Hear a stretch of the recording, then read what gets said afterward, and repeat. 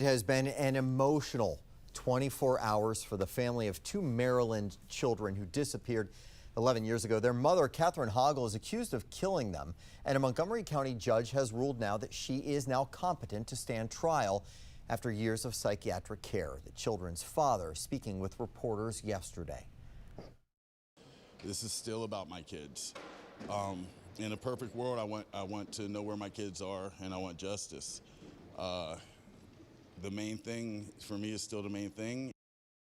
Well, tonight, our Rebecca Turco is digging through the evidence that prosecutors laid out in court this week to prove that Hoggle could assist in her defense, and she joins us live from Rockville with that tonight.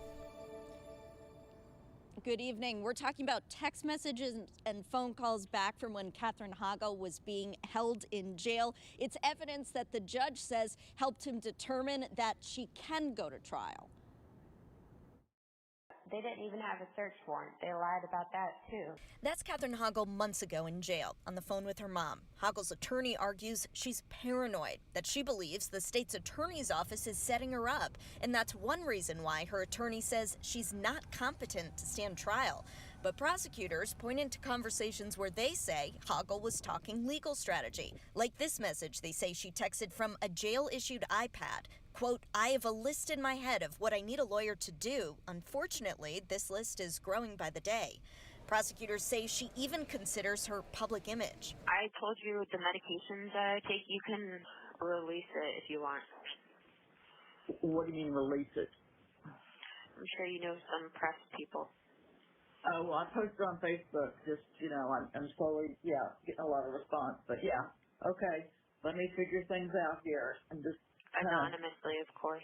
Then there's the drawing the state's attorney says appears to show children being thrown into a trash can. One psychiatrist testified Hoggle told her the prosecution made it to use against her. Here's Hoggle and her mom talking about that drawing. They're going to have to look at some of the quote-unquote evidence that he presented.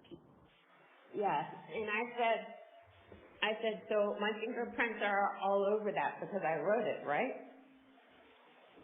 And he said no. Who said that? Felsen. David Felsen is Hoggle's attorney. He argued in court that Hoggle can plan, but her plans don't make sense. And there was also a lot of back and forth this week about Hoggle's relationship with a woman named Stephanie. Stephanie is married to the father of Hoggle's children. Prosecutors say these conversations show this is evidence of Hoggle strategizing. The defense says it's just evidence of her not knowing any better. Hoggle, meanwhile, is being held at a state psychiatric facility until her next court appearance on December 23rd. Live from the courthouse, Rebecca Turco, 7 News.